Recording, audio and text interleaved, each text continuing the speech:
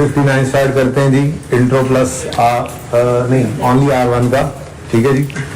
Question number 1 कैसा रहा? आसान सा क्वेश्चन था, ठीक है जी। और अब 1 घंटे की क्लास रहेगी। माजूर बच्चों, ऑनलाइन वाले बच्चों 1 घंटा भी शायद ना हो सके, आधा घंटा आज मुझे इनके साथ लग गया क्योंकि जब मैं गफीर में टेस्ट नहीं दिया तो मुझे नहीं पता, दिल नहीं कर रहा मेरा दिल कर रहा है मैं ये क्लास छोड़ के कहीं भाग जाऊं। मेरी क्लास की 60% से ज्यादा स्ट्रेंथ ने टेस्ट नहीं दिया। अब मेरे दिल की हालत आप लोग घरों में बैठ के सोच सकते हैं, जो सारे टेस्ट देते हैं, सारे टेस्ट देते हैं वो लोग, ठीक है ना। आप लोगों की तरह नहीं है, वो सब के सब बच्चे सब के सब टेस्ट देते हैं, ठीक है। आप लोगों की तरह नहीं है कि 60% टेस्ट ना दे के उस्ताद का खून इतना जला दिया कि आधा घंटा उस्ताद ने आपको जली कटी सुनाई और वीडियो भी ऑन नहीं हुई। चले जी, बहरहाल ये कोई 50 मिनट्स की क्लास है, इसके अंदर कोशिश करके हम अपना ये पर्चा डिस्कस कर लेते हैं और इसी पर्चे के अंदर ही इंशाल्लाह हमारा ये सेट का टॉपिक जो चल रहा है वो भी कंटिन्यू हो जाएगा, ठीक है। क्योंकि ये सवाल तो है बहुत आसान, ये मैं जस्ट डिस्कस करूंगा, ये मैं सॉल्व कर देता हूँ क्विकली और फिर मूव करते हैं अगले सवालों की तरफ। उसमें भी एक डिस्कस करूंगा और एक सॉल्व कर लेंगे, ठीक है। सॉल्व वो करूंगा जिसमें आईए सेट भी लग रहा है और SOC-IE भी रिवाइज, ठीक है। Good PLC constructed a factory building during the year ending 30 September 2020. Construction took 10 months to complete. A contractor was hired for this work and total contract price was agreed to be 275 million. अच्छा, अब ये सवाल मैंने 4 बार करवाना है। असल में intro plus R1 में भी ये क्वेश्चन मैंने रखा था टर्म टेस्ट में और R1 के भी टर्म टेस्ट में ये सवाल था, ठीक है जी। एनीवेज, लेकिन आसान सवाल साबित हुआ। जब मैंने ये सवाल फेंका था इधर तो मुझे लगा था शायद ये थोड़ा टफ टाइम देगा, लेकिन जब पहली क्लास में कराया तो मैंने कहा यार ये तो मुफ्त के नंबर ही हो गए। एनीवेज, टेस्ट एक बैलेंस्ड टेस्ट था गिवन।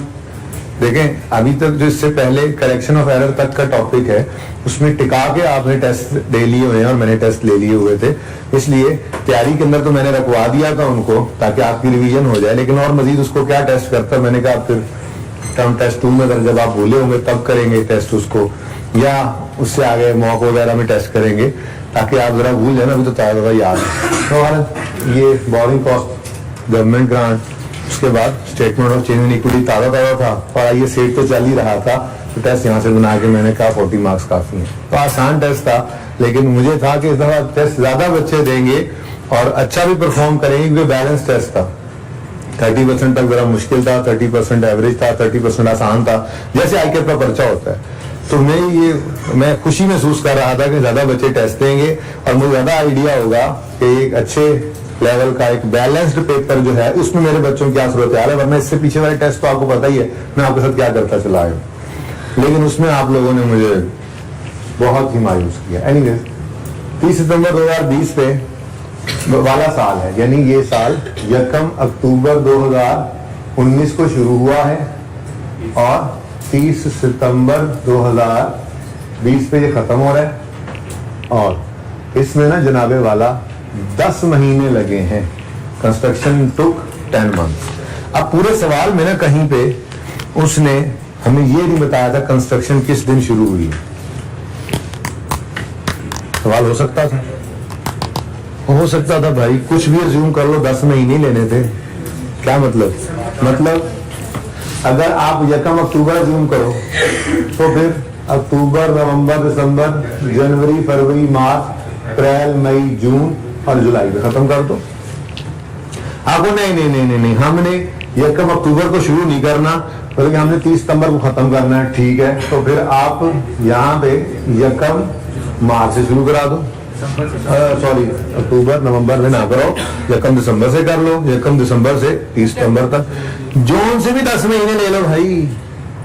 डेट ऑफ पेमेंट से मिसाल के तौर पे आपने सजेशन तक जाना है तो जो अगर इस दिन पेमेंट हो गई तो वो 10 महीनों का इंटरेस्ट आएगा, जो इधर हो जाएगी जनरल उनकी बात कर रहा हूँ, वो उसका उस दिन से ऑनवर्ड आएगा, ठीक है। तो किसी ने गौर किया था, टेस्ट दिया तुमने खड़े रहो दोस्तों के साथ, लेकिन तुमने मिस कर दिया यार। नहीं, बच नहीं गया, ये मारा गया, ये बच गए शायद, इनमें से को आधे पौने जिनको गैरत आ गई होगी, जो टेस्ट दे लेंगे, ये बच गए, वो मारा गया। एक तो टेस्ट भी नहीं दिया, ऊपर से बेइज्जत भी नहीं हुआ। ठीक है, तो कोई बच्चा इसको जरा वो हाईलाइट्स दे देगा। सेल्फियां पैकेज में नहीं है। अच्छा सुने सुने भाई, ये बात समझ आइए मैं क्या कह रहा हूँ कि डेट गिवन नहीं थी, लेकिन हमें उसकी जरूरत भी शायद नहीं थी। मजे की बात, इस पूरे सवाल में स्पेसिफिक लोन था ही नहीं। बेटा आप भी ना इसका कोई हल निकालें, क्वालिटी एश्योरेंस में मिस होती है उनसे पूछ के, ठीक है ना। हाँ, इसका कोई परमानेंट सोल्यूशन होना चाहिए, ऐसे तो नहीं कि हर टेस्ट छोड़ी जाए हम इस बात के ऊपर। Okay, a contractor was hired for this work and total contract price was agreed to be 275. Progress payments were made as follows, और नीचे पेमेंट्स जो थी वो परसेंटेज में दी हुई थी, मुझे इतनी सी बात थी। ये परसेंटेजेस में है, हम रुपीस के अंदर जो निकालेंगे फिगर प्रोग्रेस पेमेंट्स की, वो इस 275 पे अप्लाई करते जाएंगे। तो बता दो 275 का 10% तो 27.5 हो गया, 45%, 123 एग्जैक्ट 0.75। अच्छा जी, फिर 41.25, फिर 55 और 27 ये पेमेंट्स हो गई। ठीक है, ये जिस तरह से हमारे सवालों में थी, मिस्टर इमाम वाले सवाल में हमने देखा, या फिर अल्फा ट्रेडिंग में देखा था, या फिर टेस्ट के अंदर कुरैशी स्टील आया था ना? yes, आया था yes, कि नहीं आया आपके टेस्ट? आ चुका है। अच्छा, उसके बाद और आसानी भी क्या थी? आसानी ये थी कि इसमें कोई नहीं उन्होंने बताया हुआ कि डेट ऑफ पेमेंट और डेट ऑफ बिल अलग अलग है, बस उन्होंने सुकून से ये बता दिया स्टार्ट ऑफ वर्क 27/5 पे हुआ। अभी देखो, construction was financed by existing pool of loan, और सवाल खत्म। मतलब कोई जनरल लोन और कोई स्पेसिफिक लोन था ही नहीं, सारे के सारे जनरल लोन्स थे। ठीक है, सबके सब जनरल लोन्स थे। तो हमें फिर रूल क्या है, डेट ऑफ पेमेंट से कंप्लीशन तक, ईयर एंड को छोड़ो फिलहाल, अगर पहले आए तो कर लेते हैं, तो कंप्लीशन तक हमने लेके आना होता है। ठीक है, डेट ऑफ पेमेंट से कंप्लीशन तक। मैं इसलिए कह रहा था कि डेट की जरूरत ही नहीं थी। क्यों? अगर आपने अज्यूम किया है तो जी हमने ये काम शुरू किया है यकम मार्च से, सॉरी यकम दिसंबर से, यहाँ पे यकम दिसंबर से, ठीक है, तो पहली पेमेंट इस दिन होगी। अब डेट ऑफ पेमेंट से सिलेशन 30 सितंबर, 10 महीने। आपने तो यही नहीं, हमने तो यकम दिसंबर में सोचा था, हमने तो यकम अक्टूबर सोचा था, तो ठीक है यार, यकम अक्टूबर से डेट ऑफ पेमेंट से यहाँ तक बनने 10 महीने थे ना, इसलिए डेट की जरूरत भी नहीं थी। तो कितने बच्चों ने डेट को ढूंढने की कोशिश की थी? कमेंसमेंट काम कितने शुरू हो रहा है? हाँ, कोई जरूरत नहीं थी। चल ओके, अच्छा, उसके बाद रिक्वायरमेंट है कॉस्ट ऑफ बिल्डिंग निकाल के दो। ठीक है, और आपने सवाल पूरा पढ़ लिया। कॉस्ट ऑफ बिल्डिंग के अंदर तो सिर्फ 2 ही चीजें आनी है आज, एक है कंस्ट्रक्शन कॉस्ट और दूसरा borrowing cost capitalise.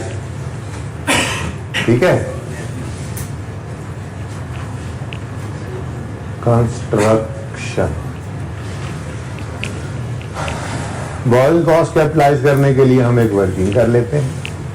Working 1, borrowing cost to be, भाई कोई स्पेसिफिक लोन है, कोई उस पे जैसे लोन नहीं है तो फिर सरप्लस भी कोई नहीं, और इन्वेस्टमेंट इनकम का तो फिर सवाल ही पैदा होता। रेट दे भी देता, तो अगर स्पेसिफिक लोन नहीं है तो इन्वेस्टमेंट इनकम ना तो जनरल लोन पे आपने देखा लगता है, ना ही गवर्नमेंट ग्रांट पे लगता है, ना ही इक्विटी पे लगता है। स्पेसिफिक सिर्फ इन्वेस्टमेंट इनकम का कॉन्सेप्ट सिर्फ किस पे लगता है? तो ना तो हमारे पास कोई लोन प्रोसेसिंग चार्जेस आ रहे हैं, नंबर 1, ना हमारे पास कोई interest expense on specific loan है, नंबर 2, ना ही उसकी नीचे जो लेस करते थे इन्वेस्टमेंट इनकम वो है। तो फिर डायरेक्ट ही हम तीसरे वाले पॉइंट पे आ जाते हैं। ठीक है, तीसरे वाला पॉइंट था तीसरा, ये 3 लिखना नहीं है पर्चे में, एग्जामिनर कहता है 1 और 2 पता नहीं किधर गए। ये तो आपको याद कराने के लिए मैंने यहाँ पे लिख दिया 3, interest expense on general loan, क्योंकि हमारी वो रूटीन थी ना, हमें अपनी वर्किंग याद रखने के लिए। नंबर 1 पे लोन प्रोसेसिंग चार्जेस आते थे, नंबर 2 पे ये मेरी कोशिश रहेगी ऐसे एंड तक कि कोई भी टॉपिक ऐसा ना हो जो आपको यूं लगे कभी कि यार हमने छोड़ दिया, यार पढ़ तो लिया था फिर कहां से आ गया। अब बोरिंग कॉस्ट का सवाल यहाँ पे आ गया, ठीक है। अब इसके अंदर हम बोरिंग कॉस्ट की बातें कर रहे हैं तो पूरा टॉपिक ही हमारा रिवाइज हो रहा है। तो ये मेरी एंड तक कोशिश रहेगी कि आपको ऐसा लगे यार जान ही नहीं छूट रही, वो जो पहले दिन पढ़ा था अभी तक उससे नहीं होता, जरा चीजें जो है वो इन टच रहती हैं। बल्कि मैं ये सोच रहा हूँ कि ये भी मैंने गलत लिखा, मुझे यूं लिखना चाहिए था, लोन प्रोसेसिंग चार्जेस नहीं है, नहीं है। फिर दूसरी चीज होती थी interest expense on specific loan, expense expense, ठीक है, वो भी नहीं है। फिर इसमें से सिर्फ स्पेसिफिक लोन पे ये लगता था, इंटरेस्ट इन्वेस्टमेंट इनकम का कॉन्सेप्ट सिर्फ स्पेसिफिक लोन पे लगता था। याद है ये बातें खड़े हुए जो बच्चे, तैयारी तो आपने की नहीं थी। ये सबसे बड़ी फजूल लॉजिक है जो ये कहते हैं कि 6 चैप्टर्स का मिसाल के तौर पे 7 का टेस्ट था, 6 का था, 7वां भी था ही, 7 का अगर टेस्ट था यूं कहें तो जी वो 2 तो तैयार ही नहीं थे जी, वो 2 तो, यार ये कौन सी लॉजिक है आप लोगों की कि 7 टॉपिक्स का टेस्ट था, 2 तैयार नहीं हो तो हम टेस्ट नहीं दे रहे। जिन्होंने ये लॉजिक दी है मुझे समझ नहीं आ रही उनका मैं क्या करूं। हो सकता है वो अल्लाह के बंदो तुम लोगों ने जो 4 तैयार किए सारा पेपर ही उसी में से आ जाए, ऐसे तो नहीं करते। फिर देखें स्टेटमेंट ऑफ इनइक्विटी तो सबका ही तैयार था यार। फिर IAS 8 तो हम कर ही रहे थे, तो ये तो फिर बहुत जाती है। Investment income expense less income करते थे, कोई नहीं था। सवाल इतना आसान था, इतना आसान था, इतना आसान था कि मैं आपको क्या बताऊं। और तीसरी और आखिरी चीज interest expense on general loans. तो मैं तो रिसीट पेमेंट भी ना बनाऊं भाई, जरूरत ही कोई नहीं है, ठीक है। ना ही कोई स्पेसिफिक लोन है, ना ही कोई इक्विटी है, ना ही कोई ग्रांट है कि हमें ये चेक करना पड़े कि जनरल लोन किस दिन से यूज होना शुरू हुआ, एग्जैक्ट फिगर का बताओ, है ही सिर्फ जनरल लोन। बस सादा सी बात, पहली पेमेंट कितनी हुई, पेमेंट को पकड़ते हैं ना, पहली पेमेंट डेट ऑफ पेमेंट से अब यहाँ पे जो रेट चाहिए उसके लिए वर्किंग 2 करनी पड़नी थी, और ये हमारी वर्किंग 2 है। मैं इसी को वर्किंग 2 में आता हूँ ना, क्या मतलब,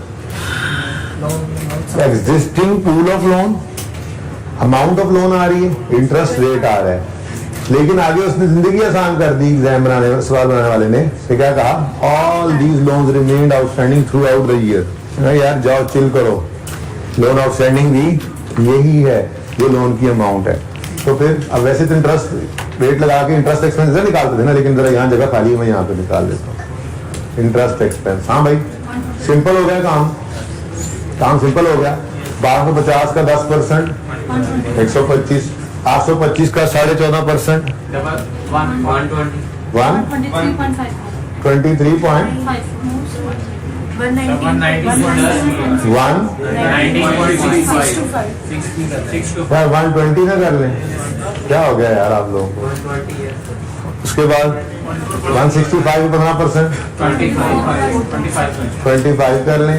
इंटरेस्ट एक्सपेंस का टोटल 270 आ गया, और इधर लोन्स का टोटल 2240 आ गया। और यहाँ पर रेट निकालते हैं इंटरेस्ट रेट के लिए, तो 270 expense divided by 2240 loan into 100 is equal to 12.05%। ये जी हमारा कैपिटलाइजेशन रेट था। अच्छा से मेरा ख्याल नहीं था कि फीमेल स्टूडेंट भी टेस्ट नहीं देंगी, मतलब आई वाज़न्ट एक्सपेक्टिंग दिस। लेकिन आप लोगों की जो सिस्टर क्लास है ना, यानी कि गुलबर्ग वाली क्लास, FR1 वाली, उसमें फीमेल स्टूडेंट्स ने ये समझ लिया था एक बार। बस फिर एक दिन उनको आधा पौना घंटा खड़ा रखना पड़ा, थोड़ा सा बेइज्जत करना पड़ा, लेकिन अल्हम्दुलिल्लाह वहाँ काफी अफाका है। तो उम्मीद है यहाँ पे भी, हाँ ये खुराक आज वाली जो है इससे काफी अफाका होगा, वरना अगले टेस्ट के अंदर तो there will be no mercy at all. 12 point 0.05%, ये 0.5 पता नहीं कहाँ से आ गया, पिछली क्लास में 12% था। चलो बट ठीक है अब जी। लेकिन अब डेट ऑफ पेमेंट से सिचुएशन तक लाना है, तो भाई ये स्टार्ट ऑफ वर्क पे पेमेंट हुई और वर्क कितना अर्सा स्टार्ट रहा, 10 महीने, तो मंथ्स गिनने की जरूरत नहीं सुकून से 10/12 जी ना। आपको सस्पेंशन सस्पेंशन है तो मंथ्स लिखे और बड़े दूर करें, सुकून से सवाल, आसान से सवाल था जी। नहीं 2.7 नहीं, थोड़े नेक्स्ट पेमेंट हुई 123.75 इंटू 12.05% इंटू, अब ये अगली पेमेंट हुई है at the end of 3rd month. 10 महीने का काम था, तीसरे महीने के एंड पे अगली पेमेंट हुई, तो 3 महीने निकल के बाकी, तो फिर डेट ऑफ पेमेंट से सिचुएशन तक 7/12। नेक्स्ट पेमेंट 41.25 इंटू 12.05% इंटू मेरे टी नहीं बैठे हुए, चलो कोई नहीं, कर लेंगे। मैंने कहा अगली क्लास में पहले से ही जरा बच्चे हाजिरी रजिस्टर से देख के खड़े कर लेगा ना, टाइम बच जाएगा जी। वैसे अगली क्लास में फाका होगा क्योंकि ये खुराक उनको मिल चुकी है, एक दफा मिलनी जरूरी होती है। पता नहीं आप लोगों को अपने अच्छे बुरे का खुद पता ही नहीं चलता। वैसे यार आज मेरा दिल बार बार इस तरफ जा रहा है, मतलब मुझे ये समझ नहीं है, हार्ट तो पता नहीं हुआ या नहीं हुआ, लेकिन हैरत जरूर हो रही है आप लोगों के एटीट्यूड को देखकर कि यार मतलब कोई कैसे ऐसे अपना नुकसान कर सकता है। मतलब आपके हाथ में कुहाड़ी दी जाए और बाकी अपना पैर सामने रख के उस पर मारेंगे कभी आप, मुझे ये लग रहा है कि ये हरकत तो वैसी ही है, मतलब समझ नहीं आ रही। चलो वापस आए, क्या कर सकते हैं अब आप लोगों को क्या कर सकते हैं। 41.25 at the end of 7th month, तो 7 महीने गुजर गए, 3/12। फिर जनाब 55 को 12 बार बार मेरी सोच उधर जा रही है, इंटू 1/12 क्यों 9th मंथ के एंड पे, तो फिर 1 महीना रह गया था, उससे अगली पेमेंट को लेने की जरूरत नहीं है, लेना 0/12 कर लेना, ठीक है। अब इन सबका टोटल करके एक ही फिगर 13.25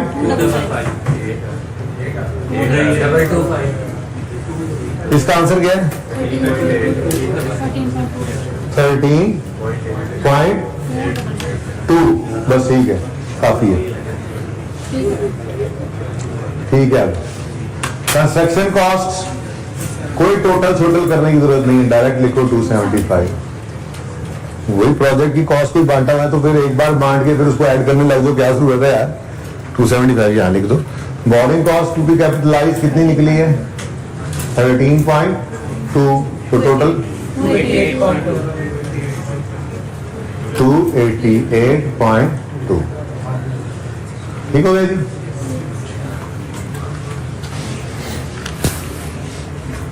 नहीं लग रहा सोल्यूशन डिफरेंट है, सही है 288.2 है एग्जैक्ट। ओके जी, इसको नोट करना तो कर लें।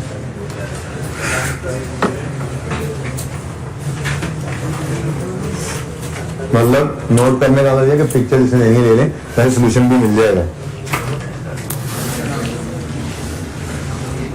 अच्छा वैसे फीमेल स्टूडेंट्स तो बड़ी सीरियस होती हैं पढ़ाई के मामले में, मतलब कि उन्होंने तो कभी टेस्ट नहीं छोड़े नॉर्मली।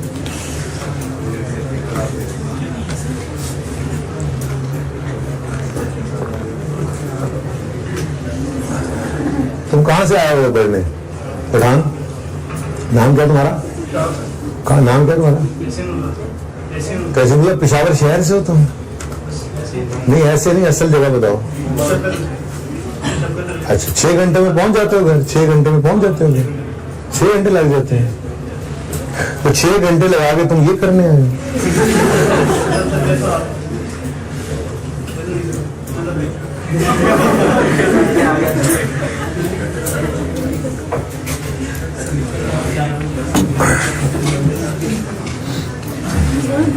जी बेटा करो, स्टार्ट करो। तो बेटा सजेशन पहले हो जानी है ना, 10 महीने हैं तो सितंबर तक ना आएंगे, तो उसको यहाँ रोकेंगे। ये कौन सा सितंबर और ये अगस्त और जुलाई, तो 31 बेटा फिर 10 महीने काउंट करने हैं ना, वो 10 महीने 1 अक्टूबर से 31 जुलाई तक कर लो, बातें मत करो यार फजूल में।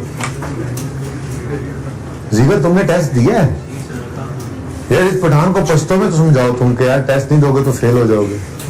आज क्लास के बाद इसको पश्तो में समझाना है तुमने। 2-3 पठान खड़े हैं आज माशाल्लाह से, बरकत पड़ गई है, टेस्ट ना देने की आदत पड़ गई है, हड हराम हो गए हैं। ओके आगे चलते हैं जी। नेक्स्ट क्वेश्चन, ये आपका होमवर्क है लेकिन थोड़ी सी बात इसमें कर दूं मैं। यार डस्टर नहीं मिल रहा मुझे काफी देर से।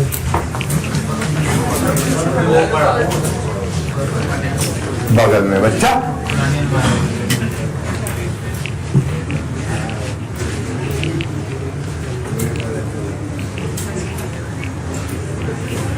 ये बच्चे ना, ये बच्चे ये कल भी आगे क्लास में खड़े रहेंगे, ठीक है। कल फिर मैं आके देखूंगा कि मैंने बिठाना या नहीं बिठाना। कल गुस्सा नहीं ठंडा हो रहा मेरा। नहीं सवाल शुरू कोई नहीं, मत आना यार, छोड़ के नहीं देते यार क्लास, छोड़ो यार, सीए का क्या करना है तुमने। नहीं यार ऐसे नहीं काम चलेगा, आज हद कर दिया आपने। कोई 10 होते हैं, कभी 5 होते हैं, कभी 8 बच्चे होते हैं, कभी 15 बच्चे। चलो बंदा कहता है, मतलब सिर्फ 42 बच्चों ने टेस्ट दिया है 120 की क्लास में से। चलो 120 में से मेरे 15 आते ही नहीं है माशाल्लाह रोज। चलो हम 100 लगा लेते हैं यार, इतनी ज्यादा परसेंटेज। ये कल खड़े रहना भाई, टाइम में जाया करना मेरा। अच्छा मैं आके खुद फैसला करूंगा फिर। अब देखते हैं कितना कौन फर्मा बरदार है, पता लग जाएगा। मुंह के कमांडो तो सारे ही बनते हैं, मुंह के कमांडो, समझा ना। कल सब खड़े होंगे इधर जिन्होंने टेस्ट नहीं दिया। ओके अच्छा जी, ऑन वेलकम यूनिवर्सिटी मासूम limited receive the grant of 80 million.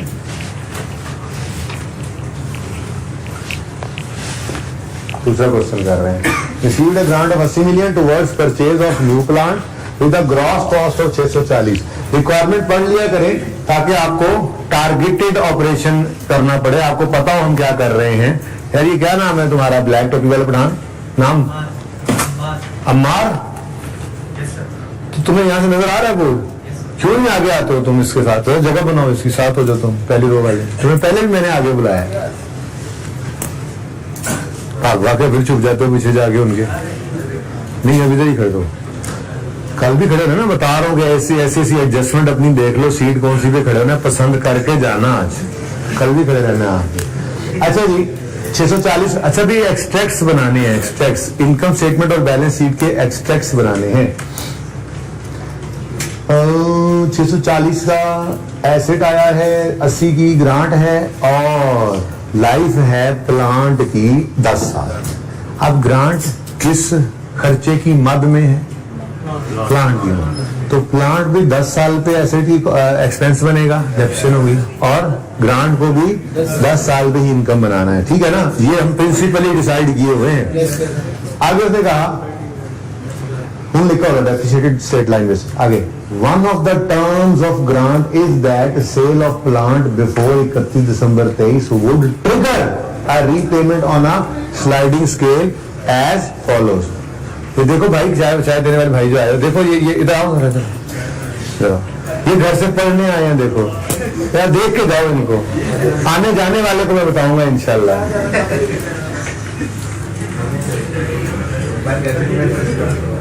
वो मजदूरी कर रहा है बंदा, और वो जब ये देखेगा ना कि यार देखो इनके घर वालों ने अच्छे भले कपड़े शपड़े पहना के इनको कॉलेज की फीसें दे के भेजा हुआ है, और ये फिर सुधार लिए हुए हैं, तो इनसे तो अच्छा मैं ही 4 पैसे ले जाता हूँ घर अपने माँ बाप के पास। और जी तो one of the terms of grant is that sale of plant before 31 December would trigger a repayment. अंग्रेजी मुश्किल थी, बात रीपेमेंट की लिखी हुई थी कि अगर आपने आज है 20 जनवरी 20 21 22 23 अगले 4 साल में किसी भी वक्त प्लांट को बेचा तो रीपेमेंट करनी पड़ेगी, ठीक है। यानी 4 साल तक कंडीशन उसने लगा दी, लेकिन उसने जरा स्लाइडिंग स्केल बना दिया। क्या मतलब? पहले साल ही भाग जाओगे बेच के, सारी रीपेमेंट करनी पड़ेगी। दूसरे साल जाओगे तो 75%, तीसरे साल जाओगे तो 50। मैंने कल लिखवाया था पेंडिंग, आपको नहीं लिखवाया, शायद उनको लिखवाया था, इंटो प्लस R1 वालों को। अपने पेंडिंग कॉन्सेप्ट में लिख ले ताकि मैं अगर भागूं तो मुझे भागने ना दे। वो क्या है, मेरे दिल में ये है जी, मेरे दिल में आईकैप का तो आपको बता दिया जहां तक उसने टेस्ट किया है। मेरे दिल में क्या बात है कि रीपेमेंट हमने 100%, आईकैप ने अभी तक रीपेमेंट टेस्ट नहीं दी। हमने बासित वाले सवाल में 100% रीपेमेंट देख ली, एग्जाम्पल 5 और 6 में भी उसको देख लिया, लेकिन कभी ये नहीं सोचा हमने कि कभी कभी ऐसी कंडीशन भी तो हो सकती है आदि हो कि ग्रांट रीपे करेंगे लेकिन आधी, मिसाल के तौर पे 40%, जैसे यहाँ पे है, तो उसकी काउंटिंग हमने नहीं ना सीखी, ऐसा सवाल हमने नहीं किया। माना मैंने, लेकिन हमने रीपेमेंट करवाई नहीं है। रीपेमेंट 2 साल गुजर गए, इनकम बनती रही, बासित जैसे बासित वाला सवाल था, तीसरे साल में रीपेमेंट हो गई, हमने 100% रीपेमेंट करवाई थी। मैं चाह रहा हूं कि तीसरे साल में जाके ना हम लेट्स से 40% रीपे करवाएं, बाकी ना करवाएं, तो कुछ ऐसी बात, एक सवाल खुद ही नहीं होगा, थोड़ी सी डिस्कशन है उसमें, करना चाहो तो कर भी लो ताकि अच्छा आपके जहनों में, लेकिन पेंडिंग में लिख लें, ये मेरे एंड पे पेंडिंग है, ये क्या, 1 question of repayment, partial repayment of government grant, ऐसे कर लें, कोई निशानी रह जाए ना, मैं भूल ना जाऊं, ताकि घर जाने से पहले पहले मुझे याद करा दो। चाहे आखिरी दिन जो रिवीजन, जो आखिरी फरवरी के 2-4 पहले दिन होते हैं, जिनमें आपको मैं 5-5 घंटे के लिए बुलाऊंगा, 6-6 घंटे के लिए, 2-3 दिन मतलब अक्सर बुला लेता है, या एंड पे उनको एडजस्ट कर देता होता हूँ अगर टाइम बच जाए नॉर्मल क्लासेज में ना।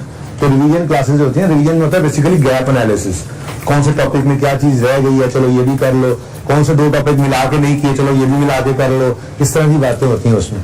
तो अगर तो सिलेबस जो है वो मेरा 3-4 दिन पहले डेडलाइन से खत्म हो जाए तो मैं रिवीजन को उसी में इनबिल्ड कर देता हूँ, नॉर्मल क्लास पढ़ने आते रहते हैं, चल रिवीजन रही होती है, बता के, जाहिर है बता देता हूँ कि लो जी अब ये काम शुरू हो गया, ये चैप्टर आप रिवाइज करके आना, फिर उसमें मैं अपनी तरफ से थोड़ा सा ऐड कर देता हूँ। ये मुझे बड़ा बेहतर लगता है कि हम 5-6 दिन के अंदर हर रोज 2-2, 3-3 चैप्टर्स घर पे रिवाइज भी होते रहे, उसकी मैं भी रिवीजन करवाता, रिवीजन आपकी तरफ से, मेरी तरफ से गैप एनालिसिस। लेकिन अगर ऐसा ना हो और 31 जनवरी आ जाए और फिर सिलेबस खत्म हो, तो फिर फरवरी के अंदर हफ्ता पूरा आपको रोज बुलाने की बजाय टाइम बचाने के लिए 2 दिन में आपको 5-5 घंटे के लिए बुला लिया जाता है। ये मैं कह रहा हूं, तो ये उन दिनों के अंदर भी हो सकता है अगर पहले ना हुआ तो, या पहले किसी टेस्ट में आ जाए तो फिर उसकी डिस्कशन में तो हो ही जाती है चीज, ठीक है ना। तो बहरहाल लिख लिया आपने, ये क्या लिखवाया मैंने कि मैंने गवर्नमेंट ग्रांट में repayment, partial repayment of government grant का एक क्वेश्चन आपको करवाना है, ठीक है। अच्छा, आप क्वेश्चन लिखो, आप क्वेश्चन, ऐसे नहीं डिस्कशन नहीं, क्वेश्चन, ताकि वो मैं किसी वक्त फिर याद रहे तो बना लूं, और फिर अगर बन गया पहले, टाइम ना मिला तो टेस्ट में तो आ ही जाएगा, आपको पता है, किसी भी वक्त सरप्राइज।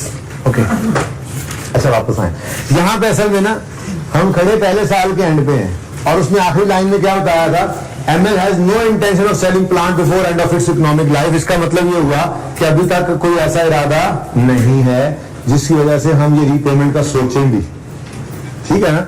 इसलिए सवाल नॉर्मल था, सवाल बिल्कुल नॉर्मल सा था।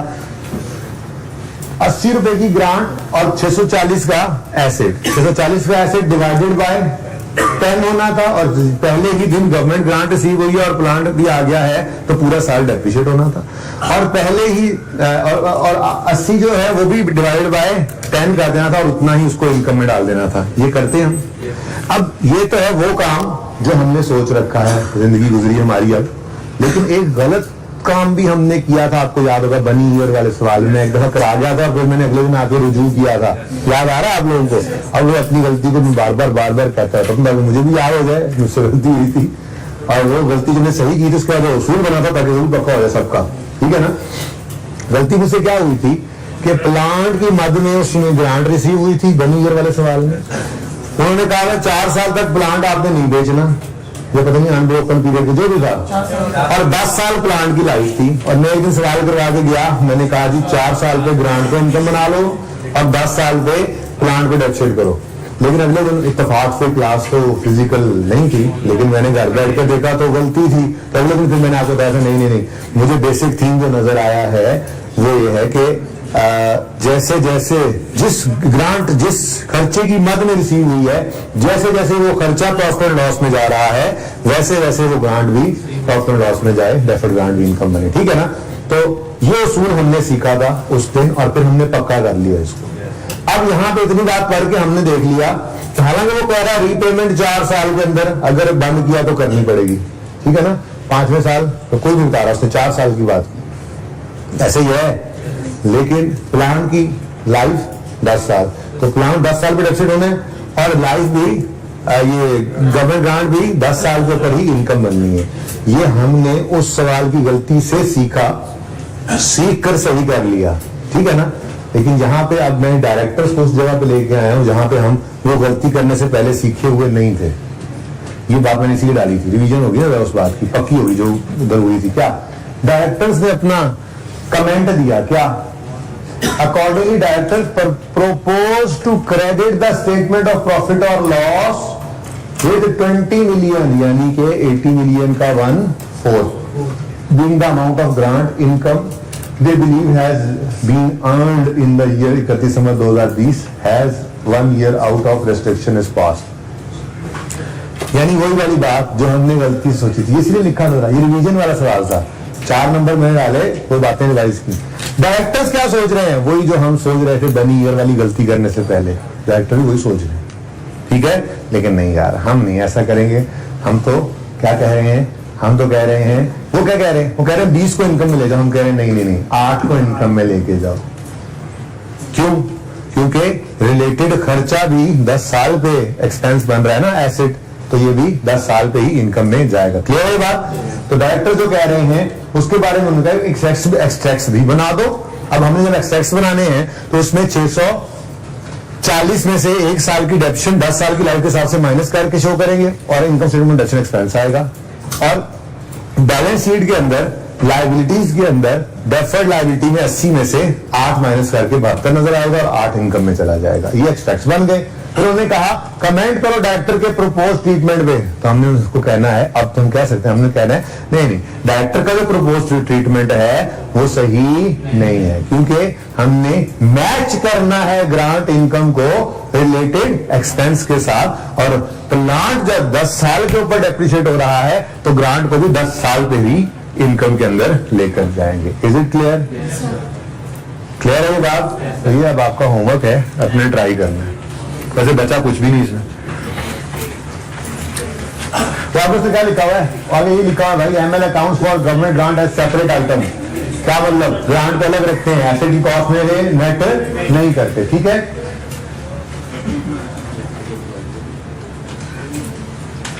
हाँ जी, ये एमसीक्यूज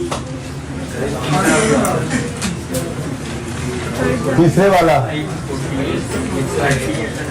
ये इसमें 23 तो नहीं लगेगा, पक्की बात है 23 तो नहीं लगेगा, पढ़ लिया मैंने, एमसीक्यू पढ़ लिया मैंने, ठीक है। पक्की बात है आईएएस 23 तो नहीं लगना। क्यों नहीं लगना? बिल्डिंग कंप्लीट हो गई है, borrowing cost to capitalize, borrowing IAS 23 है ही क्या, borrowing cost on qualifying asset. भाई ये कोई बुला लिया करें जब इस तरह से मिस किया करे बात को, ठीक है। बोरिंग कॉस्ट को क्वालिफाइंग एसेट की कॉस्ट में ऐड करना है, ये कॉन्सेप्ट है आईएएस 23 का, है या नहीं है? अब जिस दिन बोरिंग कॉस्ट कैपिटलाइज होना रुक जाएगी तो आईएएस 23 अप्लाई होना खत्म हो गया ना। तो जब बिल्डिंग कंप्लीट हो गया तो आईएएस 23 तो अप्लाई नहीं होना, एक बात। दूसरी बात, आईएएस 36 के बारे में क्या ख्याल है? क्यों इंपेयर हो जाए, बनी अभी बिल्डिंग बनी नहीं और इंपेयर हो जाए? आप कहोगे सर, क्या कहोगे, ऐसे कहोगे सर लीगल कॉम्प्लिकेशंस आ गई हैं। तो मैं आई कहूंगा स्टूडेंट्स प्रीवियस बिल्डिंग्स में आई हैं, तो मेरे ख्याल से तो आईएएस 36 का भी कोई इंडिकेटर ऐसा नजर नहीं आ रहा कि वो अप्लाई हो। आईएएस 36 ऐसे नहीं हर रोज हर साल के एंड पे आई जाता और आकर जो अप्लाई हो जाता, जब तक कोई इंडिकेटर ना आए हम एसेट को इंपेयरमेंट के लिए टेस्ट नहीं करते। कितनी देर से ये मिसिंग होना शुरू हुई है भाई आवाज में? अभी पहले की हो रही है, तो गूंगे वो दस नहीं सकते। आप भी हमें भाई इसका ध्यान रखा करें यार प्लीज, वो भी मेरी तरफ से सही है, मेरा मैं भी तो आपका ध्यान रखता हूँ इधर कि आपकी रिकॉर्डिंग में मसला ना हो। बुला लें किसी को, तब तक हम वैसे ही बात कर लें। अच्छा जी, सुने IS 23 नहीं लगना, IS 36 भी खामखा कहीं लग जाता, जब तक कोई इंडिकेटर ना हो हम रिकवरेबल अमाउंट कैलकुलेट नहीं करते। एंड वालों सबको नजर नहीं आ रहा, जिसको नजर नहीं आ रहा सामने आ सकता है। किस किस को बहुत थकावट हो रही है इस वक्त? किसी ने हाथ नहीं खड़ा किया, मतलब कोई भी नहीं थका, खड़े रहो। अच्छा सुनो, 23 और 36 तो नहीं लगने। अब रहेगी लड़ाई IS 16 और 40 की। अब पढ़ता हूं जरा मैं सवाल को, आपने पढ़ाई था लेकिन मैं दोबारा पढ़ता हूं। Jason completed construction of its new head office. ओए होए ओए, हेड ऑफिस बन गया है। अभी वो गवर्नमेंट के लोग, गवांडियों ने स्टे ले लिया है मिसाल के तौर पे, पुरानी बिल्डिंग की गवांडियों ने स्टे ले लिया, छोड़ के ना जाए, हमारा दिल नहीं कर रहा, हम इनके लिए उदास हो जाएंगे, ये रुक जाए। अब लिया स्टे ले लिया, मतलब कॉम्प्लिकेशन आ गई। पुरानी बिल्डिंग किसी वजह से, अच्छा नहीं यार पुरानी बिल्डिंग पे स्टे नहीं आया, नहीं पे आ गई। हम सारे ने कहा इतनी ऊंची बिल्डिंग खड़ी कर दी इन लोगों ने, हमारे तो घर की हवा, रोशनी सब कुछ ही रुक गया है। धूप, सर्दियां भी बहुत है, धुंध है, सॉरी इन्हें कहें यहाँ पे जो है ना ये बिल्डिंग को गिराएं, अब स्टे हो गया। ठीक है, जेसन ने कंस्ट्रक्ट कर ली बिल्डिंग नए हेड ऑफिस की इसी साल में। The construction was financed by bank loan भी लिया था, लेकिन कंप्लीट हो गई ना, ठीक है, ऐड हो गया होगा। Building is available for use but due to some legal complication in previous building this new building is currently vacant. Building खाली पड़ी है। क्या हमारा मकसद इसको किराए पे चढ़ाना है? क्या हमारा मकसद इससे कैपिटल एप्रिसिएशन लेना है? हमने हेड ऑफिस के लिए बिल्डिंग बनाई है ना, बस पुरानी बिल्डिंग के अंदर कोई ऐसी लीगल कॉम्प्लिकेशन आ गई है जिस वजह से अभी हम उसको छोड़ नहीं सक रहे। छोड़ेंगे तो इसमें शिफ्ट होंगे ना, क्या ख्याल है? सही है। अब अगर आपने नोट्स पढ़े हो ना, जो IS 40 के नोट्स आपको कहे थे पढ़ लेना, अल्लाह ने आपको तौफीक दी हो, तो उसके अंदर ना बातों बातों में एक बात ऐसी भी लिखी हुई थी कि ऐसी प्रॉपर्टी जिसका मकसद इन्वेस्टमेंट प्रॉपर्टी ही है लेकिन अभी वो बन रही है या खाली पड़ी है, तो इन्वेस्टमेंट प्रॉपर्टी में वो फॉल करती है। लेकिन ये IS 16 मकसद क्या है? हेड ऑफिस में बनाना है। अगर ये किसी वजह से कुछ अर्सा खाली पड़ी रहे तो ये वही है जैसे प्लांट आइडल पड़ा हुआ है, IS 16 में ही रहेगा और डेप्रिशिएट भी करेंगे इसको। ठीक है, तो IS 16 क्यों अप्लाई हो रहा है? क्योंकि ये हेड ऑफिस की बिल्डिंग थी। कौन सी बिल्डिंग थी जी? हेड ऑफिस की। आ देखो,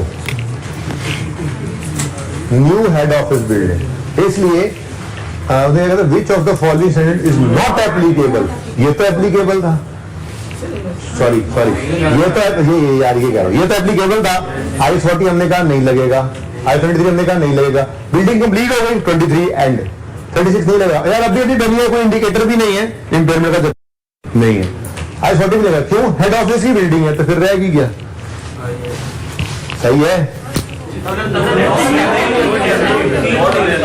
विच of the following is not applicable. अच्छा, विच ऑफ द फॉलोइंग, ये इससे परेशान हो गए। स्टैंडर्ड्स को भी देखो ना, ये मेरी गलती थी, माजरत। ये भी नहीं एप्लीकेबल, ये भी नहीं एप्लीकेबल, ये भी नहीं एप्लीकेबल। ठीक है, आप इसकी वजह से परेशान ना हो, लोग कोई गलती भी होती है, इंसान से इंसान ही हो ना। यहाँ पे वो बिल्डिंग भी तो लिखा, स्टैंडर्ड्स भी तो लिखा था।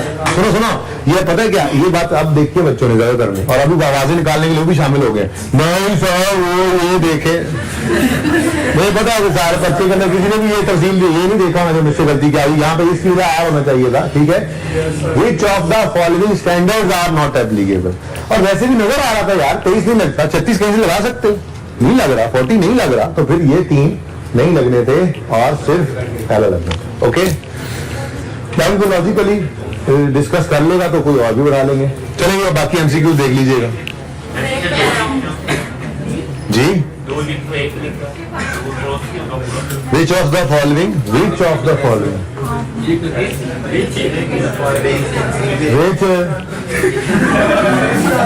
विच वन ऑफ द फॉलोइंग तो नहीं है यार, बता तो दिया, और आंसर क्या बताऊं? BCD। अच्छा जी, इधर आ जाए। मोहिंजोदारो फार्मा लिमिटेड कैसा रहा? आसान था। ये statement of change in equity का मेरे पास तो सबसे मुश्किल सवाल यही था, या ये था या फिर वो पास पेपर 2 जो हमने किया था वो था। मैं तो क्वेश्चन बैंक 6 को भी मुश्किल नहीं कहता, ठीक है? तो सही है ना? क्या ख्याल है, मुश्किल था क्वेश्चन बैंक 6? पास पेपर 2 क्यों मुश्किल था? उसमें एक कॉन्सेप्ट था, लेकिन उस कॉन्सेप्ट की ना तैयारी हम करते करते चले आए थे यहाँ तक। भाई कल ईमानदारी से खड़े हो गए, दोबारा एतमाद रखूं, थोड़ी देर बैठ जाओ, अगली क्लास में थके थके चले जाओ, लेकिन कल अपनी सजा पूरी करनी है आपने, 1 और घंटा खड़ा रहना है, ठीक है? और घर पे जो जैसे आप भी बैठ जाओ बेटा, जो घर पे जिन्होंने ऑनलाइन वाले कैमरे के आगे खड़े हुए हैं, कितने फर्मबरदार बच्चे हैं हमारे, घर बैठे हुए हैं, कैमरे को देख रहे हैं, पता है वो उस्ताद जो है वो नहीं देख रहा, लेकिन अल्लाह तो देख रहा है ना। टेस्ट में नकल करके टेस्ट अपलोड कर देते हैं, हम उस्ताद तो नहीं देख रहा, अल्लाह तो देख रहा है ना।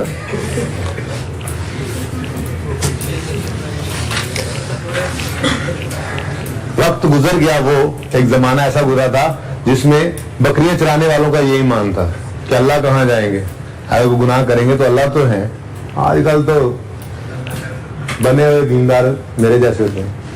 बहरहाल, following is the summarise trial balance of Mohenjodaro pharma limited, a listed company as on 30 June 18।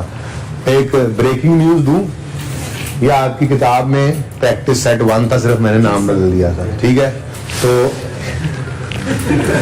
क्या हो गया, ठीक है, अच्छा है, प्यारा सवाल था, इससे मुश्किल सवाल मैं दे नहीं सकता था, ये मैंने बचा के रखा हुआ था, छुपा के रखा हुआ था, नहीं हुआ था ये सवाल, लेकिन इस जैसा सवाल कर लिया था। क्या था इसमें जी?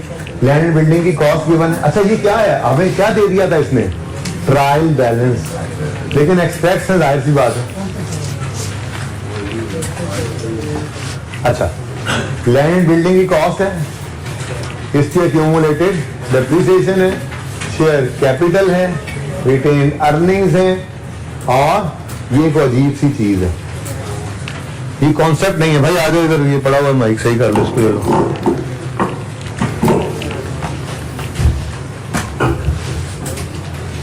जी ये ना चीज, ये कोई कॉन्सेप्ट नहीं है ना, इससे पहले कभी आपने इसको सवाल में देखा होगा ना, हमने देखा था, ये असल में पास पेपर था एक पुराना, ठीक है ना? ना इससे पहले कभी ये सवाल, ये आप जब FAR 2 में जाएंगे ना आप लोग, तो फाइनल अकाउंट का एक सवाल आएगा, ठीक है? उसका नाम ये नहीं होगा, जाहिर है, आई थिंक मूनलाइट है, ठीक है? वो असल सवाल के अंदर ये एडजस्टमेंट है, ठीक है? असल सवाल के अंदर ये सिर्फ एक एडजस्टमेंट है जिसमें 420, तो इंशाल्लाह आपको वहां पे जाकर ये एडजस्टमेंट याद आएगी, जब आप करेंगे आप कहेंगे हाँ ये एडजस्टमेंट सिर्फ हमने कर ली थी statement of changes in equity context के अंदर, बाकी जो है वो सवाल पूरा नहीं है ना, ट्रायल के अंदर से तो सिर्फ एक्सट्रैक्ट किए हमने अपनी फिगर्स, ठीक है ना? तो बहरहाल ये 420 वहां पे भी ना इससे पहले इस तरह की कोई चीज आई थी, ना इसके बाद कभी इस तरह की कोई चीज आई, नॉन रिकरिंग सी चीज थी, लेकिन बहरहाल जब एक चीज है तो फिर समझ लें, अच्छा है, तो मुश्किल काम तो नहीं है।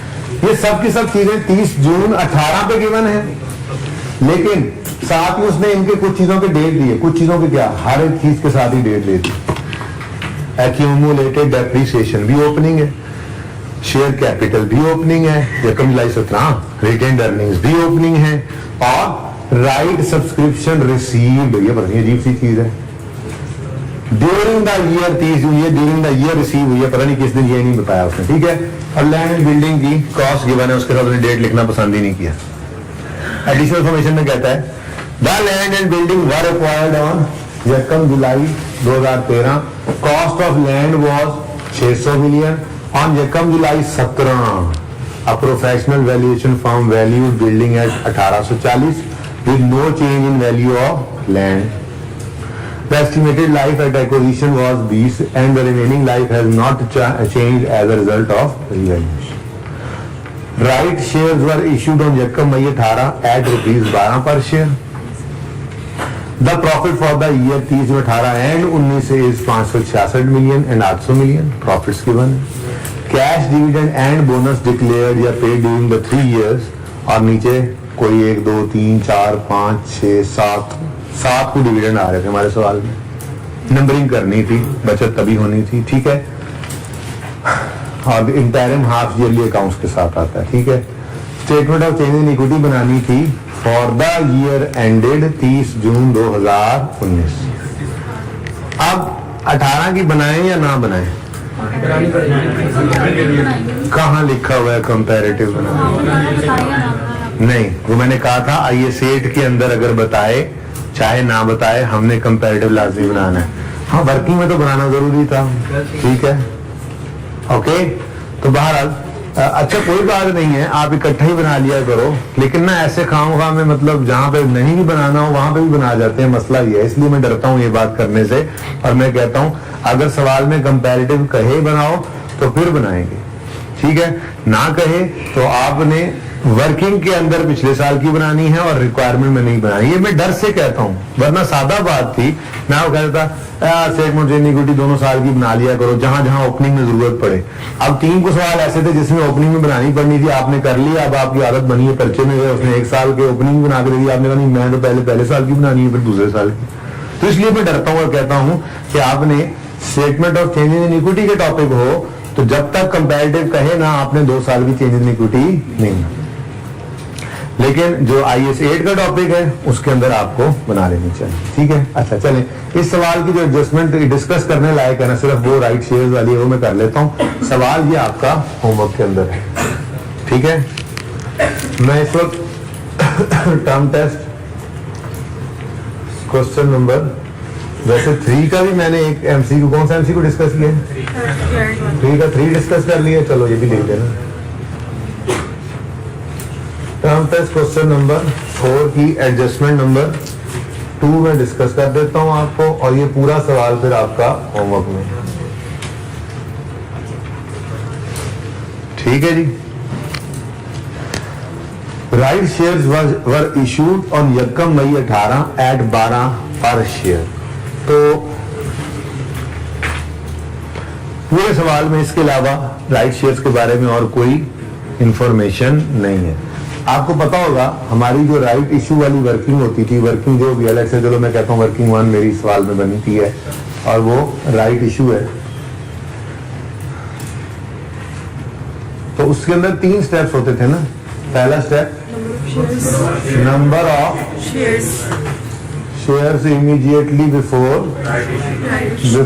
राइट इशू, ये हम निकाला करते थे।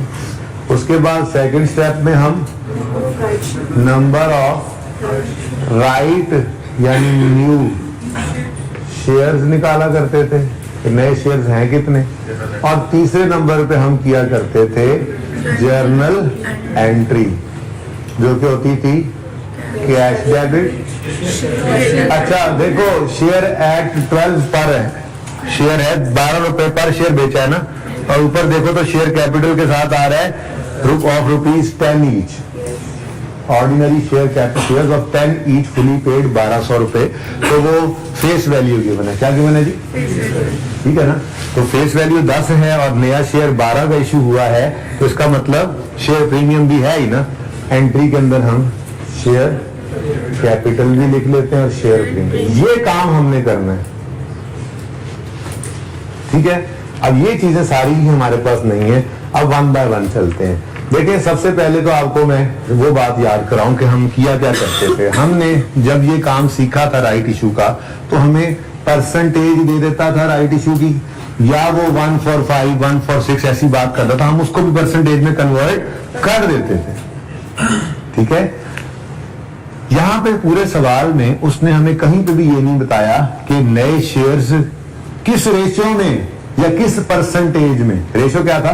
1 for 5, 1 for 4, 1 for 3, कोई बात तो बताता, या 20%, 25%, कोई बात तो बता देता, ठीक है। लेकिन उसने पूरे सवाल में हमें कहीं पे ये नहीं बताया था कि नंबर ऑफ राइट शेयर्स किस प्रोपोर्शन में, किस परसेंटेज से इशू है। हाँ इशू हुए हैं, बस उसने बोल दिया right shares were issued on 1 May, बस इतनी बात, were issued on 1 May at ₹12 per share, बस, और कोई बात ही नहीं है। प्रॉब्लम है कि नहीं है? हमारे पास नंबर ऑफ राइट शेयर्स ही नहीं है। माना मैंने कि आप number of shares before right issue निकाल सकते हो, क्यों? जरा नंबरिंग कर लेते हैं फटाफट, नंबरिंग कर लें अगर आप, तो 1 मई 18 को हमारा साल शुरू हो रहा है, 1 जुलाई 17 को, ठीक है। तो जुलाई, अगस्त, वो क्या कह रहे हैं, 1 मई 18, सितंबर, अक्टूबर, नवंबर, दिसंबर, जनवरी, फरवरी, मार्च, अप्रैल, मई, बिल्कुल एंड पे आके यानी 17 वाले साल में भी कोई बोनस होगा या कोई भी डिविडेंड होगा, ये बोनस शेयर होंगे या कोई नए शेयर इशू हुए होंगे, तो वो सब के सब इससे पहले वाले इसमें ऐड होने हैं। शायद कोई हो, मैं उस तरफ नहीं जा रहा, बाद में देख लेते हैं, ठीक है। मसला ये है कि जो भी हो, मिसाल के तौर पे, मिसाल के तौर पे इससे पहले कोई शेयर इशू नहीं हुए। मैं मिसाल ले रहा हूं, हो सकता है कोई बोनस इशू हो, भाई सवाल आप लोगों ने किया है, ठीक है ना, लेकिन मैं मिसाल ले रहा हूं, इससे पहले कोई शेयर इशू नहीं हुए, तो ये 1200 तो पड़ा था, ये 1200 मिलियन है, rupees 1200 million divided by rupees 10 पर शेयर, तो 120 मिलियन शेयर, ये तो आ गए हमारे पास। पर मसला ये है कि ये इसके साथ क्या मल्टीप्लाई करें, परसेंटेज गिवन होती, कोई बटा गिवन होता, परसेंटेज में बना लेते, इसका मतलब हमें right shares, number of shares before right issue की हमें निकाल भी ले तो हमारे पास इसका कोई यूजेज नहीं आता। ये तो हम तब निकालते थे जब इन पे परसेंटेज लगा के और हम उससे नंबर ऑफ राइट शेयर्स निकाल लेते थे। अब परेशानी हुई, परेशानी तो इस बात की होगी, देखो इधर कि कैश उन्होंने कहा 12 रुपए आया है, जिसमें 10 रुपए शेयर कैपिटल में जाने हैं, 2 रुपए शेयर प्रीमियम में जाने। ये तो हमें मसला कोई नहीं। मसला क्या है, इसके साथ मल्टीप्लाई करते थे ना नंबर ऑफ शेयर्स, वो नहीं पता लग रहे। अब हम आए और ट्रायल के अंदर नजर डाली, तो ट्रायल में लिखा हुआ है राइट सब्सक्रिप्शन रिसीव्ड, ये कैश रिसीव हुआ है राइट सब्सक्रिप्शन से। तो सब्सक्रिप्शन क्या है, जो हमने शेयर्स इश्यू किए थे, राइट शेयर्स, ठीक है, उनको सब्सक्राइब किया, यानी कि उसके पैसे, जिन्होंने ये शेयर्स लिए उसके पैसे रिसीव हुए। क्या मतलब, ये कैश है। क्या मतलब बोलो, कैश है बच्चों, ये नहीं है, ये कैश। जरा पढ़ के देखो, राइट सब्सक्रिप्शन, यानी कि राइट इश्यू जो किया उसको जो सब्सक्राइब किया उन्होंने, राइट सब्सक्रिप्शन रिसीव जो हुई है वो 420 रुपए है। Right subscription receive during the year ended 30 जून 2018। अब अगर 420 रुपए रिसीव हुए हैं राइट इश्यू से, राइट सब्सक्रिप्शन अजीब सा अकाउंट है, आप आसानी के लिए काटना मत, असल तो गलती उसने की है ना, सब्सक्रिप्शन ऑनलाइन करके यूं कर लो, जरा जुमला आसान कर लो मेरे लिए और अपने लिए फिलहाल। क्यों लिखो राइट मनी रिसीव्ड, सब्सक्रिप्शन हो जाए, यानी कि राइट इश्यू से जो पैसे आए हैं, ठीक है। अब वो कितने हैं, 420, टोटल 420 रिसीव हुआ है। हर शेयर 12 का था, तो नंबर ऑफ शेयर तो यहीं से निकल आते हैं। अरे इतनी देर कपने के बाद पता लगा, इसको डिवाइड करो ₹12 से, ये इश्यू प्राइस है जितने पर हमने शेयर बेचा, तो नंबर ऑफ शेयर फिर कितने होंगे, 35 मिलियन शेयर, ठीक है। तो भाई वो वाला काम नहीं कर सके हम जो पहले करते थे, 120 को फिर उठाते थे, इधर देखो, और इस 120 को मल्टीप्लाई करते थे सर्टेन परसेंटेज से। मसला यह है कि वो परसेंटेज तो गिवन नहीं थी, इसलिए हम ये काम तो ना कर सके, इसलिए मैंने कहा कि इसको मुझे यूज करने की जरूरत नहीं थी। हो सकता है ये तो और फिक्र हो भाई, मैंने कहा सवाल के अंदर, हो सकता है इससे पहले कोई बोनस इश्यू होगा जो कम मई से, तो वो भी ऐड हो जाना था, मैं ये नहीं कह रहा, सवाल पूरा कर रहे थे, तो है कोई, अगर है तो देख लो, नहीं ऐसे तो चलती तो शुक्र है। अब ये फिगर जो निकालनी पड़ी ना हमें, ये फिगर, ठीक है, ये फिगर निकालने के लिए हमने क्या वर्किंग की, देखो देखो देखो देखो क्या वर्किंग की, ₹420 मिलियन हमें रिसीव हुआ, और इस ये वो शेयर्स का है जो हमने राइट इश्यू में इशू किए हैं, राइट इश्यू में हमने जो नए शेयर्स इशू किए हैं, ये उनके पैसे रिसीव हुए हैं, और हर एक शेयर हमने कितने में इशू किया है, 12 रुपए में, तो फिर टोटल कितने शेयर इशू किए, तो पहुंचना तो हमने यहीं पे ही था, लेकिन इस तरीके से आज ना पहुंच सके जो आदत थी। कितने बजे पहुंच गए थे 35 मिलियन पे, 1 2 3 4 5, बस। आप लोगों ने क्या किया वैसे, 120 नहीं, 120 को फिर 120 ही इशू कर दिया नहीं, 120 नए शेयर, 120 थे, 120 इशू कर दिए। हाँ जी, 12 से तो मल्टीप्लाई करना ही था।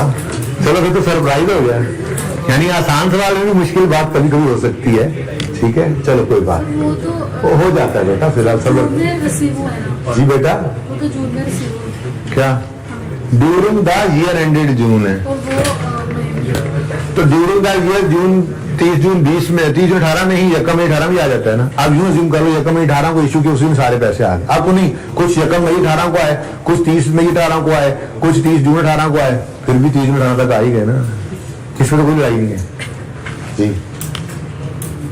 35 मिलियन शेयर्स, ऐसे ऐसे बार बार लिखूंगा, 35 million shares, 35 million shares, 35 million shares, सुभान अल्लाह जी। कोई भी ऐसे जैसे पर्चे में जो आपसे रह जाए, मुझे एक बार इसलिए खुशी होती है कि आईकेएफ से पहले ऐसी चीज मेरे बच्चों ने देख ली, ताकि आईकेएफ में ऐसी चीज आ जाए तो फिर उसको मैनेज तो कर सके ना। हाँ वो पर्चे में ऐसी कोई चीज है फिर मुझे दुख होता है वहां पे एंड पे जाके। पर्चा मैं इंतजार करता हूँ, बच्चे पर्चा लेके निकलते हैं ना, कई बच्चों का होता है यार निकल तो साथ मुझे पेपर भेजना, वो आप लोगों के साथ मेरा पेपर भी होता है, साथ का पेपर होता है साथ जी। 350 देखो 420 निकला है, जाहिर 420 निकला था, 3 और ठीक है भाई। नेक्स्ट थिंग जल्दी से देख लो, अब वो तो रहेगा, वो जाते बता देता हूँ, ट्राई तो वो भी करना है, ट्राई तो वो डिस्कस नहीं करता, मैं मानता हूँ मैं उसको डिस्कशन में नहीं लिख रहा, डिस्कशन तो कल ही होगी। कौन सा वाला टर्म टैक्स क्वेश्चन नंबर 5 जिसमें अभी सेट अप्लाई हो रहा था, लेकिन वो अप्लाई कैसे होना सिर्फ उतना बता देता हूँ, ठीक है सर। देखो फिलहाल इसकी नंबरिंग कर लोगे। इसकी नंबरिंग करने का तरीका क्या था, ये देखो कौन कौन से साल है हमारे पास, 18 और 19, तो इंटायरम ऑफ ये 31 दिसंबर वाला साल है, 30 जून वाला साल है, ओके ठीक है। तो इंटायरम ऑफ यार कोई गल नहीं थी यार, चलो ठीक है। फाइनल ऑफ 17, इंटायरम ऑफ 18, फिर फाइनल ऑफ 18, इंटायरम ऑफ 19, 1 2 3 4। अब इधर आए, पहले देखते हैं जी फाइनल की तरफ। हमारे पास फाइनल ऑफ 17 और फाइनल ऑफ 18 होना, हमने उसको लेना है। Final of 17 yes number 1, final of 18 number 2, final of 19 है नहीं, होता भी तो माफ न करते। क्या है, अच्छा 3 है, ये बहुत जरूरी है। देखो अगर मैं 1 और 2 इसको लगा देता तो ये पहले वाली चीज में वर्किंग वाली सिंगल इक्विटी के अंदर ये दोनों आ जाते हैं, हालांकि वर्किंग वाली में 1 आना चाहिए और 3 तो जो हमने रिक्वायर की गई है हमसे, हमने उसमें करना है, ठीक है। अच्छा आगे बढ़े, फाइनल ही है लेकिन बोनस है। ओ 19 का फाइनल हमारे पास नहीं, ठीक हो गया। इंटायरम में आ गए, इंटायरम कैश, लेकिन इंटायरम ऑफ 17 है, कैश तो बाद में देखेंगे, इंटायरम ऑफ 17 तो है ही नहीं हमारे। फिर इंटायरम ऑफ बोनस होगा 17 का, तो वो भी नहीं है, पहले तो देख लें। इंटायरम है 17 का, नहीं लेना, चाहे कैश है चाहे बोनस है। होता क्या है, कभी कभी यूं कहते हैं डिविडेंड देते हुए डायरेक्टर्स, ये कुछ कैश पकड़ लो कुछ शेयर्स पकड़ लो, ठीक है ना। कभी पैसे देते हैं साथ में कहते हैं शेयर भी ले लो, कभी सिर्फ शेयर देते हैं, कभी सिर्फ पैसे देते हैं, कभी दोनों मिला के दे देते हैं। तो यहाँ पे दोनों मिला के दे दिए उन्होंने, लेकिन ये क्या है, ये 17 का इंटायरम है, हमारे पास तो नहीं है, इग्नोर। फिर 18 का इंटायरम यस नंबर 2, लेकिन इसको फौरन ये कर लिया करो, 1 for 6 है ना, 1 for 6, 1/6 into 100 कितना बनता है, 16.6667, ऐसे लिख लो और क्या, अब 67 भी लिख ले तो कोई मसला नहीं था जी। ये जो है इसके साथ क्या लिखोगे नंबर, ये कौन सा है जी, इंटायरम ऑफ 18 नंबर 2, ये नंबर 1 और नंबर 2 आपकी वर्किंग वाली चेंज इन इक्विटी में जाना था, इसलिए नंबरिंग जरूरी है। 3 और 4 आपकी वाली, ठीक है। नेक्स्ट है इंटायरम ऑफ 19 नंबर 4, तो 3 और 4 आपकी रिक्वायर्ड स्टेटमेंट इन इक्विटी में था और 1 और 2 आपकी वर्किंग वाली में, लेकिन जरूरी दोनों ही है, जरूरी दोनों ही। सोल्यूशन के अंदर आपको ये इकट्ठी बनी हुई नजर आएगी, वर्किंग में नहीं होगी, लेकिन अगर आप समझते हैं कि वाकई आप पर्चे में ये बात याद रख लेंगे तो इकट्ठी बना लिएगा, नहीं कोई मसला नहीं, टाइम बच जाता है माना, ठीक है, ये हो जाएगा। अगला जो सवाल है ना, उस सवाल के अंदर सारा सवाल statement of change in equity का ही था, सिवाय कहता है after preparing draft financial statements It was discovered that depreciation on plant costings also had been charged under reducing balance method from date of commencement. However, plant was available on यकम फरवरी। यकम फरवरी से depreciation start करनी थी, यकम जुलाई से की, लेकिन कब की बात कर रहा है? 14 की। हम कहाँ खड़े? सुभान अल्लाह, कहो सब सुभान अल्लाह। ये प्रीवियस ईयर का एरर है, इसको सही करना है। कहोगे सर पढ़ाया ही नहीं था। ओ भाई, उस जैसा ही चेंज इन अकाउंटिंग एस्टिमेट की अकाउंटिंग सिखाई थी। अब करना क्या था? इधर देखो, ये कौन सा है? 31 दिसंबर। हाँ, अच्छी बात। 31 दिसंबर, 14, 15, 16, यहां कहीं गलती हुई थी। अब गलती क्या हुई थी? क्या कहता है माल, जल्दी क्या हुई थी? गलती क्या हुई थी?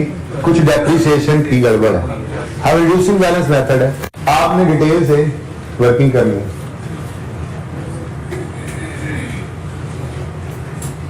यहां पे वो लिख लो, हुआ क्या? पहले साल की रेशन फर्क होनी है, लेकिन क्योंकि रिड्यूसिंग बैलेंस मेथड है, चल उससे चाली गलत हो जानी है। तो एक बार आप रॉन्ग वैल्यूएशन निकालो। जो उसने किया, उसने क्या किया था? उसने डेप्रिसिएशन, वो कह रहा है यकम जुलाई से शुरू की थी चार्ज होनी, क्योंकि गलत है।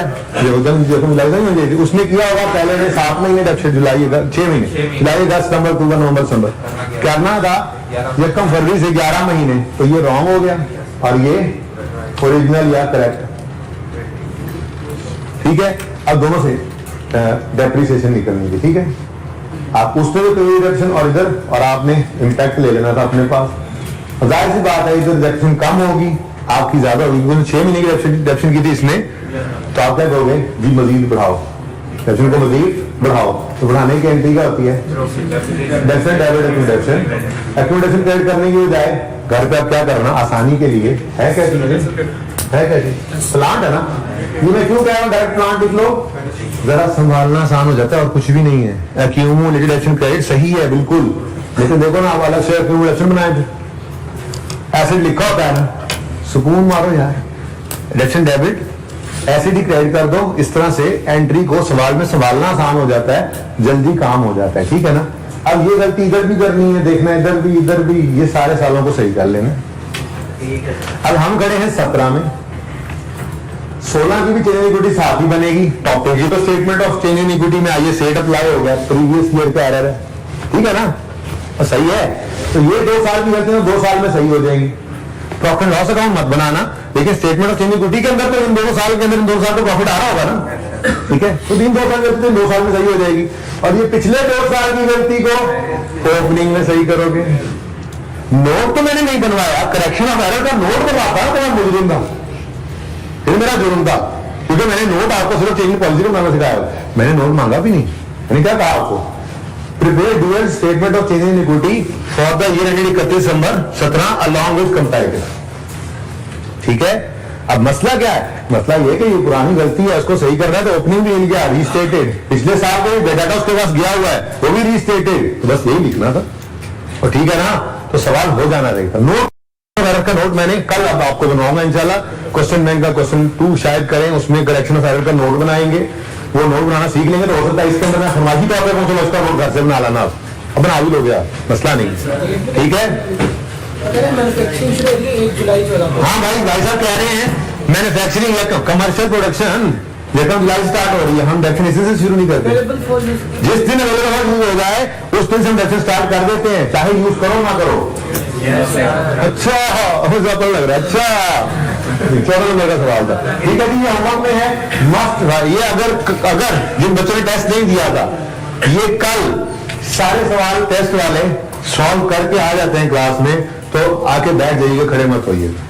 जो नहीं करके आएंगे वो खड़े रहिएगा कल। ठीक है, ऑफर है, डिस्काउंट, बड़ी बचत। अल्लाह हाफिज।